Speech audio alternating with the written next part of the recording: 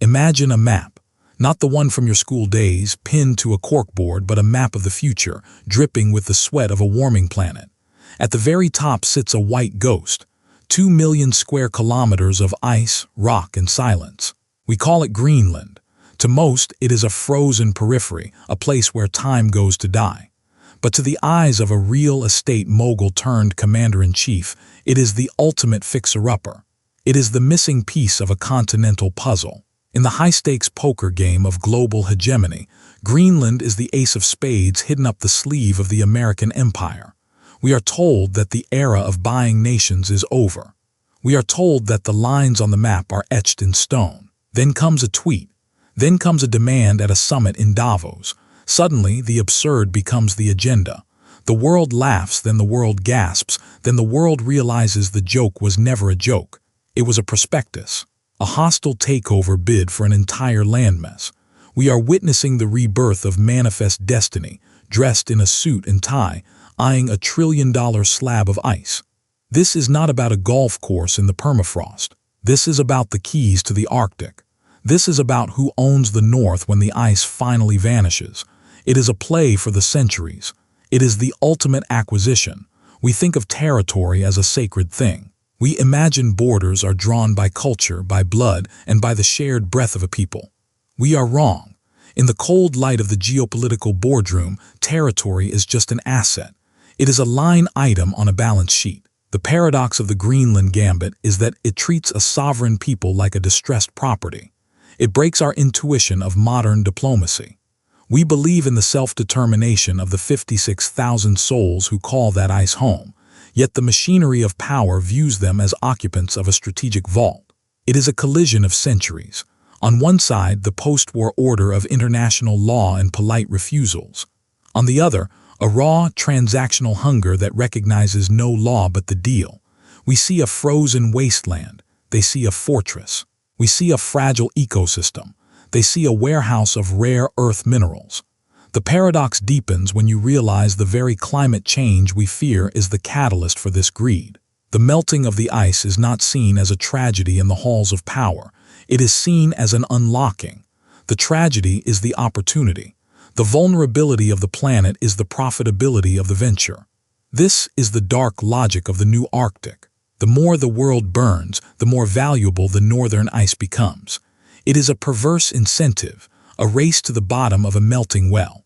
This hunger did not start with a golden tower or a social media post. It is an old ghost, haunting the basement of the State Department for nearly 200 years. In 1867, William H. Seward looked north.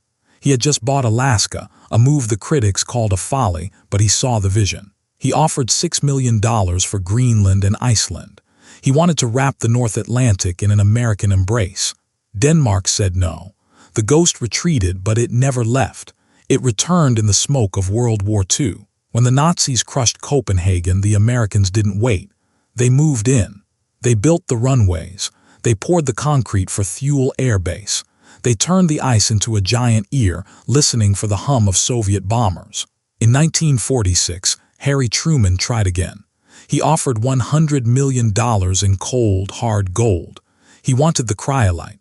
He wanted the aluminum for the planes of the next war. He wanted a permanent sentinel at the top of the world. Again, the Danes refused, but the Americans stayed. They stayed under the 1951 Defense Agreement, a legal tether that kept Greenland in the American orbit while the flag of Denmark still flew. This is the pedigree of the obsession. It is a long, slow-motion annexation that has been simmering since the days of the telegraph. Trump is not an outlier.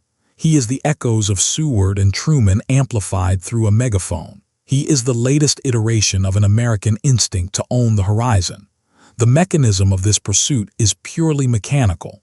Think of Greenland as a massive, frozen aircraft carrier that cannot be sunk.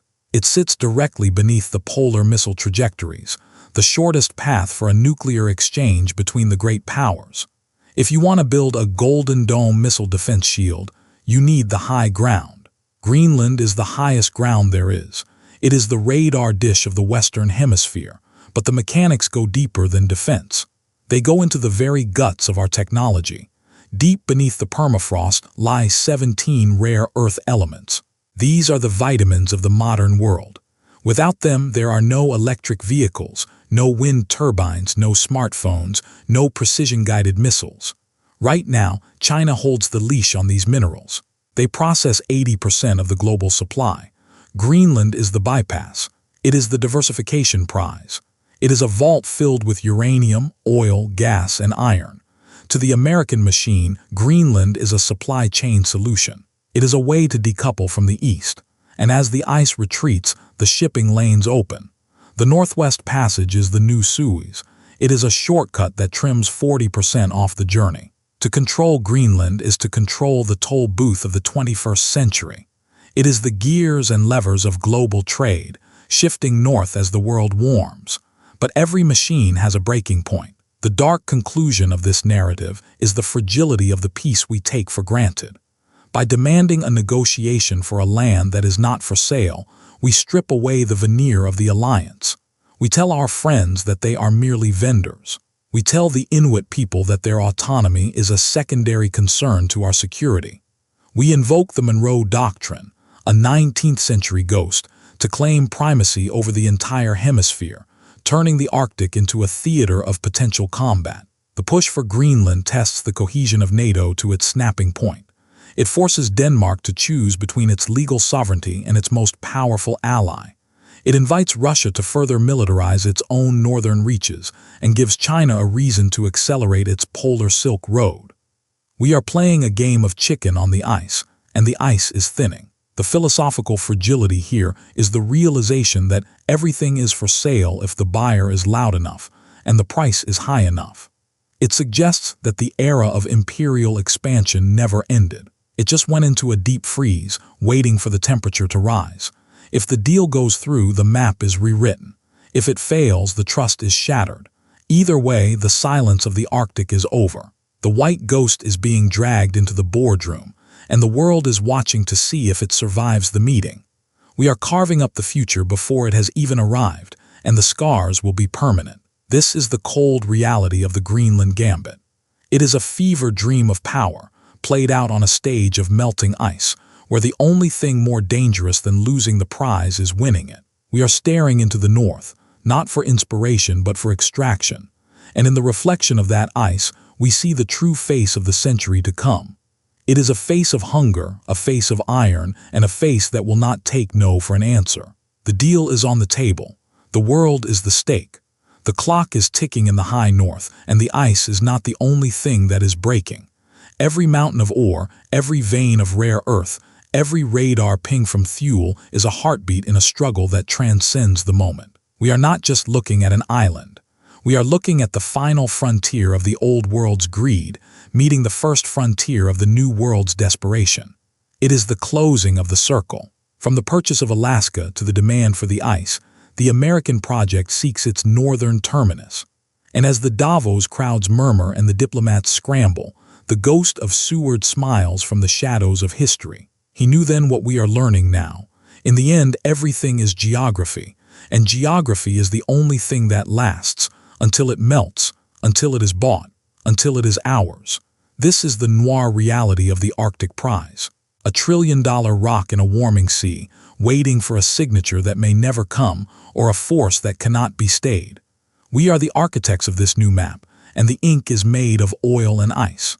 The story of Greenland is the story of us. Insatiable, relentless, cold.